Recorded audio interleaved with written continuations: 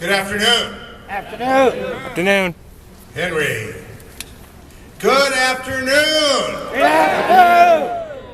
It is a beautiful afternoon, and the event that we have every year at Fresno City College, home of the Rams, right?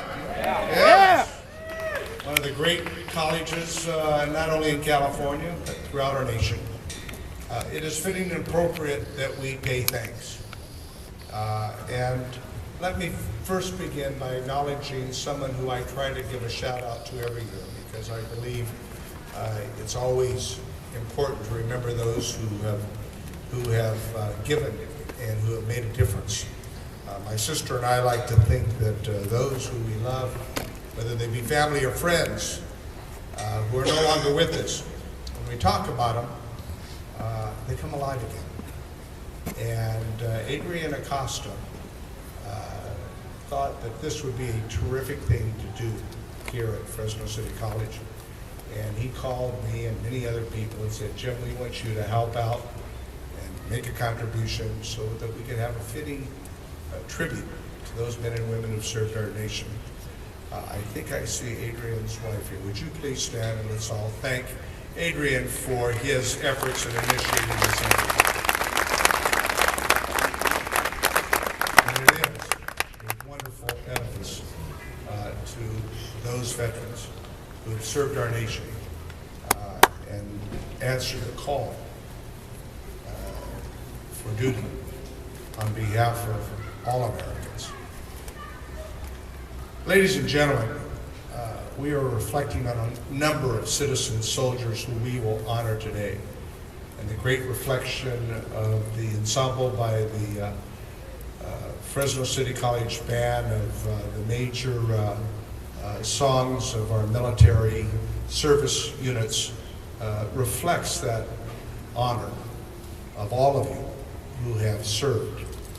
You and your families, like my family, reflect generations of Americans who have answered the call. And you are very proud of your service, as you should be, and for the family members who served. And yes, in some cases, those who made the ultimate sacrifice. I know my grandmother was a Gold Star mother. My Aunt Georgina was a Gold Star mother. And when a member of your family has made that ultimate sacrifice, you never ever forget. You never ever forget. Just as each and every one of you never ever forget those comrades who you served with through good times and difficult times in various theaters, and those who didn't come home with you, but you remember them. You remember them, and sometimes, as some of my friends do, they think, gee, why did I come home and they didn't? So we honor them today as well. We think about them. We keep them in our thoughts and prayers and their families. Earlier this week, I had the privilege to speak on the House floor, knowing that this ceremony, along with the ceremonies that we will have later this week, tomorrow in Las Vegas, Wednesday here in Fresno with the Veterans Parade, the parade in Merced, and many of the other tributes, the Wall of Honor at the Veterans Administration Hospital, all are a series of events that during this week we appropriately take the time to reflect and to honor those. And two of the individuals that I had the opportunity to speak of that were a reflection of each and every one of you was Earl Watson, Earl the Pearl, as some of us knew him, who passed away earlier this, yes.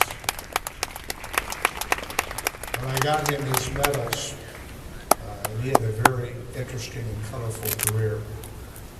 That Earl would always reflect, he says, you know, the most proudest time, I think, is when I served our country. And of course, our friend Charlie Waters, who sadly also passed away. And Charlie and Earl were a friend to each and every one of us. And they were a friend to anyone who had a chance to get to know them.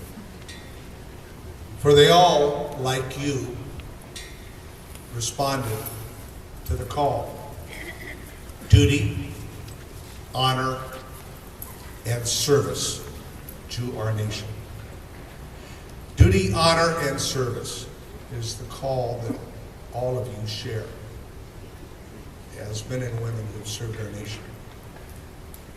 And as we reflect upon that this week, let us not forget today, those men and women who are actively serving in America's military in harm's way throughout the world. For today, they are at the tip of the spear, and we should always keep them and their families who are making the same sacrifices that they are in different ways in our thoughts and prayers. And that deserves a round of applause. Those men and women today serving an active duty, symbolized by the flyover of a brave pilot. So, I want to talk a little bit about Charlie Waters.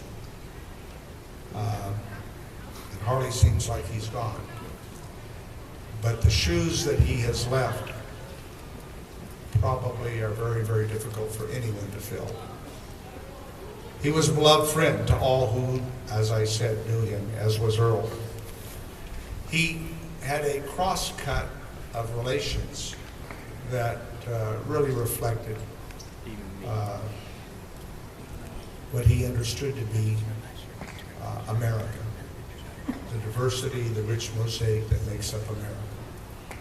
People from all over the world. He was a beloved friend to the Hmong and his Hmong friends, General Vang Pao, the General's family. And he always said to me, Jim, he says, we should never forget those who served with America's soldiers in Vietnam and the sacrifices they made. And he said, please continue to help out as best you can. You know, as we worked with Charlie over the last 15 years, it's interesting in the last couple of years when he knew that he was fighting a fight that at some point or another will come to all of us, and that is facing our own mortality. Charlie was just tenacious. Charlie was just unrelenting. I mean, even though he was fighting that fight, his personal fight, what was most important to him was his priorities on fighting the fights for veterans. And he kept a list. And he said, you know, I just got to live long enough to complete my list. Of course, the trouble with Charlie is he kept adding to the list. I'm not so sure that was to prolong his life. We all want to prolong our lives. But he'd come to my office every week, sometimes 2 or 3 times a week. As a matter of fact, I used to tease him when I come in. I said, Charlie, I says, we're going to have to give you a desk and a phone, because you keep bringing work here, you might as well be a part of it, right? And he would smile and laugh. He and his partner, Kelly Gill, who I wanted to be here, unfortunately didn't work out here today.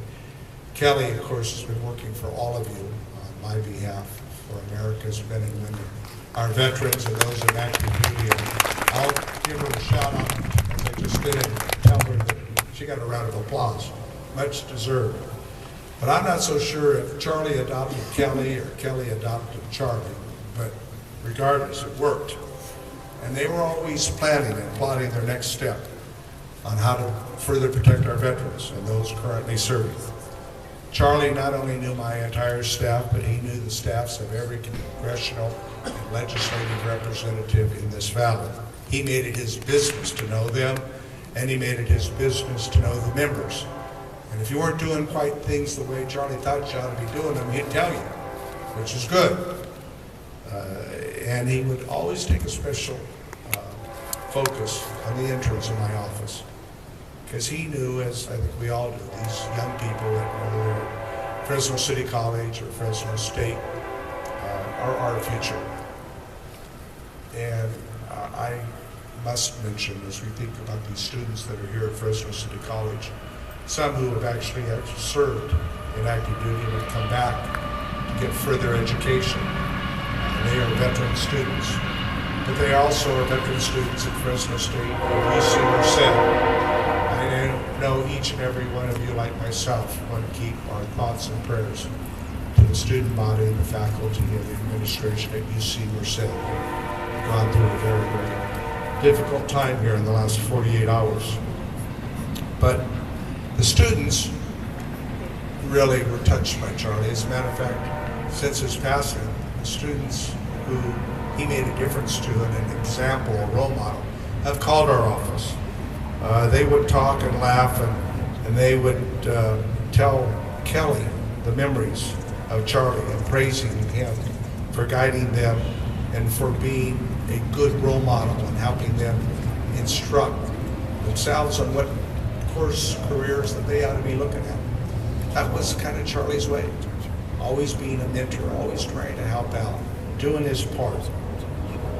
Yes, he was a wonderful man, a friend, and we keep him in our thoughts and memories today, and therefore it is fitting and appropriate that we honor him today as we honor each and every one of you who have served. He was one of a kind. Charlie was a loving father, a husband, a Marine, always a Marine. Hurrah! Hurrah! And he never let you forget it. A veteran that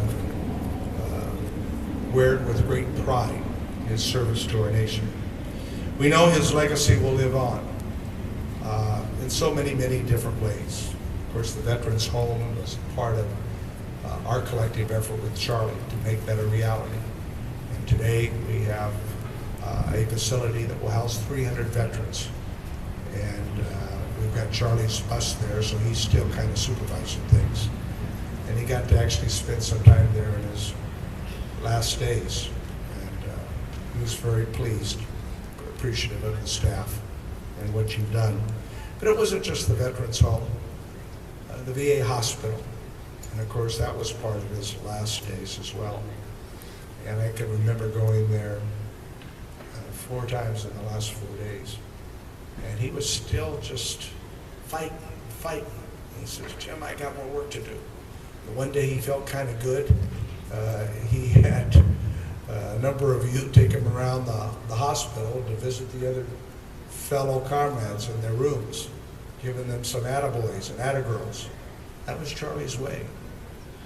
And this week it's fitting and appropriate that we will rededicate the memorial wall at the Veterans Hospital, which Charlie cared very, very much about.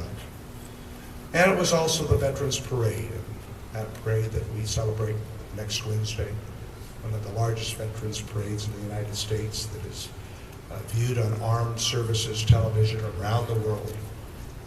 Bill Diesel, who's sadly no longer with us, Charlie working together with many of you.